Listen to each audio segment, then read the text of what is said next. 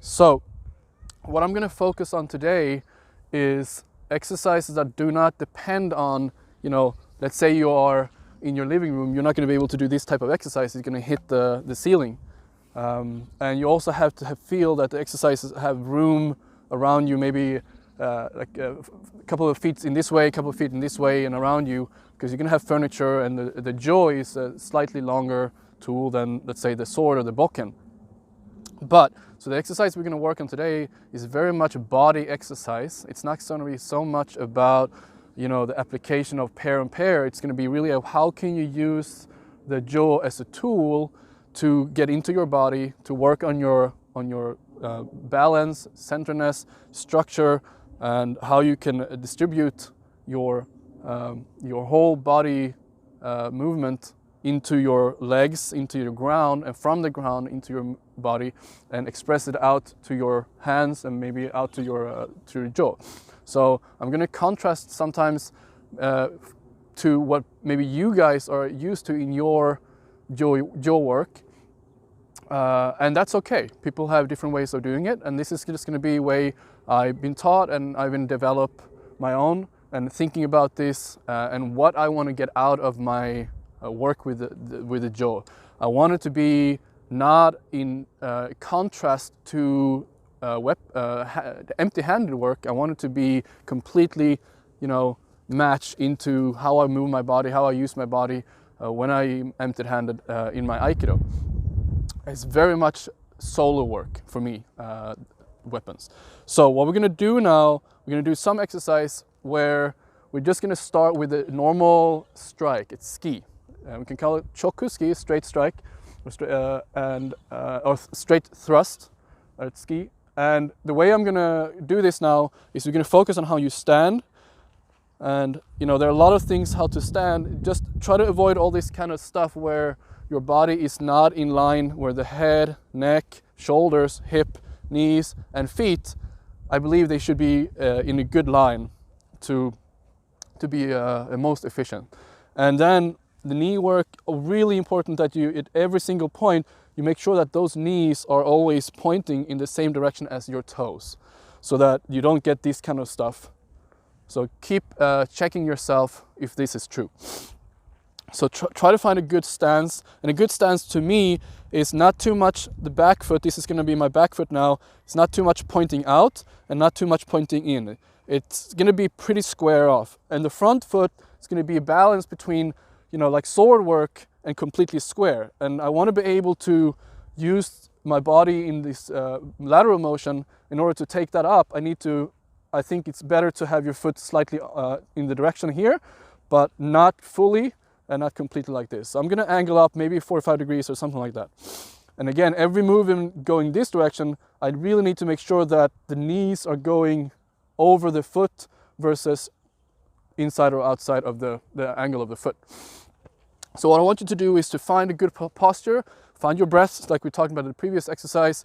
Posture, sink into your base. This is your base. Equal distribution between your feet. And, again, this is the forward direction.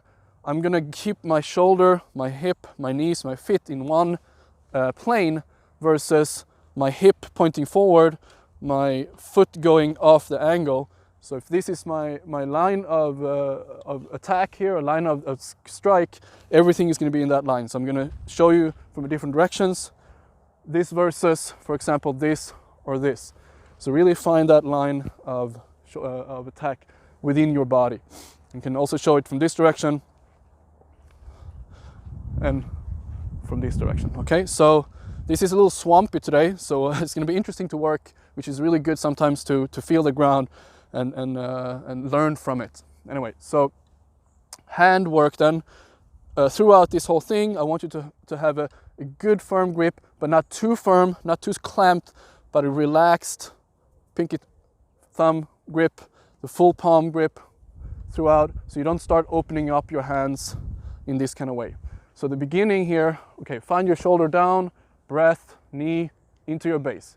So as you strike, have this feeling, and I want you to finish so that jaw is in line with your arm, so that you can connect it to the ground immediately. So as you strike, I want you to kind of come back a couple of times, and focus on taking away the extremes. So there are extreme that you would bring the hand forward, and this way you will push your hip forward, and basically the jaw will come in front of you like this. And I want you to do that. I want you to keep it to the side of your hip like this. Another extreme I want you to be careful about is to do the opposite, so that this is going to start rotating over like this.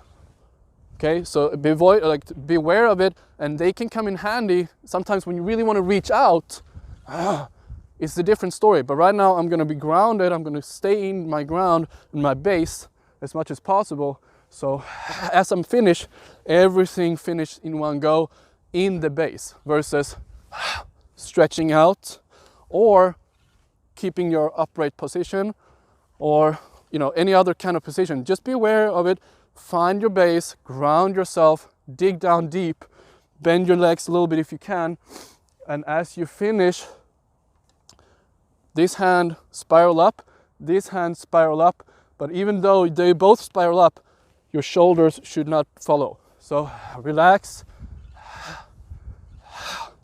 and every time you finish, make sure that the shoulders relaxed, my hip relaxed, or the tense. After a while, you go into the middle and you rotate to the other side, and you do a couple of times each side. So if you want, you can pause now and just do this a couple of times back and forward. Okay. Otherwise, we're going to go into just the middle movement here, where you rotate from the middle. So if you notice my feet, the only thing I do is a small shift, but inside here, I shift as well. I don't just keep still and I don't bring it over. It's a small shift inside here.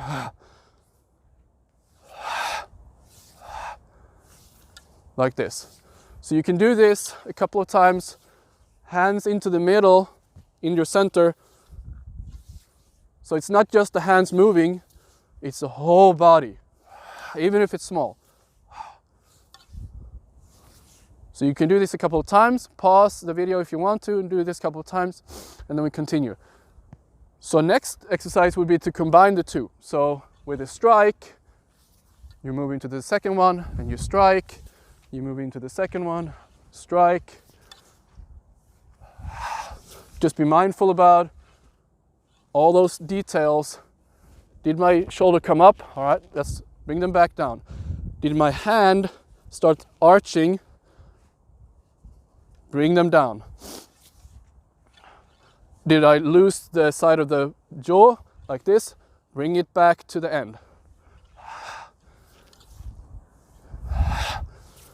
The number one thing that tends to happen is that your shoulder tense up in the finishing part of the strike or the thrust, or that everything just tense up. So every single time, make sure that you are completely loose, but in a solid pace. Versus all those things are extremes. So try to remove that, polish that away, and keep yourself in this position.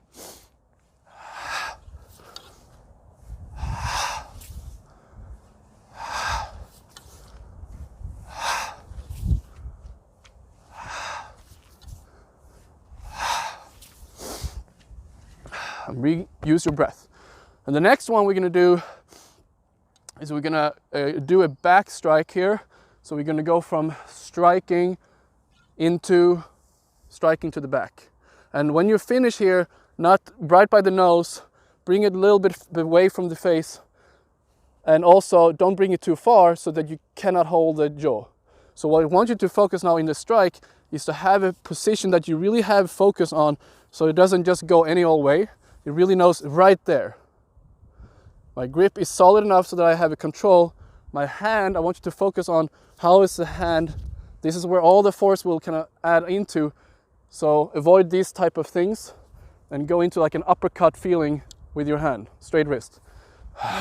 And again, all this kind of stuff where everything gets stuck up here, you relax it, you bring it down to your brace, to your middle, and then down to the ground. And from here, you bring it down.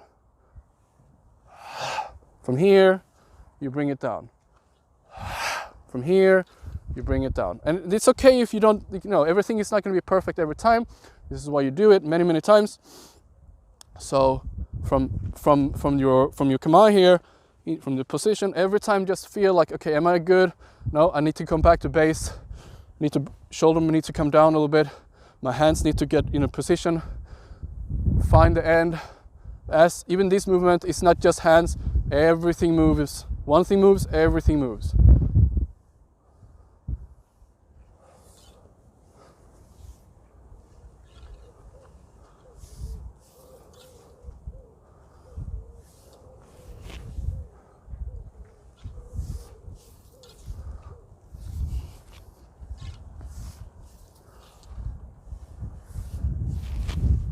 Okay, so do that a couple of times, pause the video if you need to. And then we're going to combine the two. So we're going to do a strike, we're going to go up, and we're going to go roll down. We're going to do a strike, we're going to do up, and we're going to come down. Strike, come up, and then down. Strike, up, and then down. And again, every time, don't overdo it, don't do it too fast, relax. This is body work with the jaw.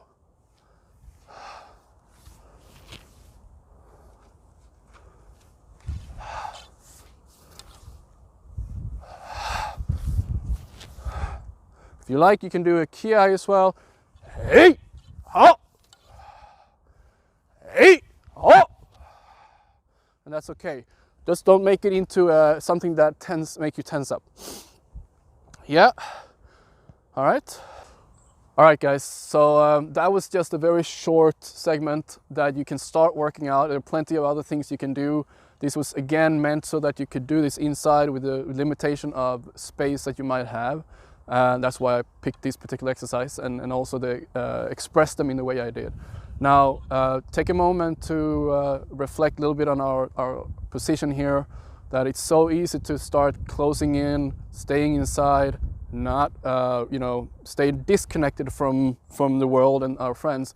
But it's so important that we do the opposite. We really need to remember to connect, reconnect, and strengthen the connection with the rest of our friends and our families in this, definitely this global world that we're living in. And our Aikido family and our real family outside of that, we really need to make sure that we reach out as much as we can. With that in mind, don't forget to comment down below. And if there's something that you want me to do, or if you felt that I should have done better. Okay, so until next time, keep it playful, stay safe and stay generous. Lots of love. Bye-bye.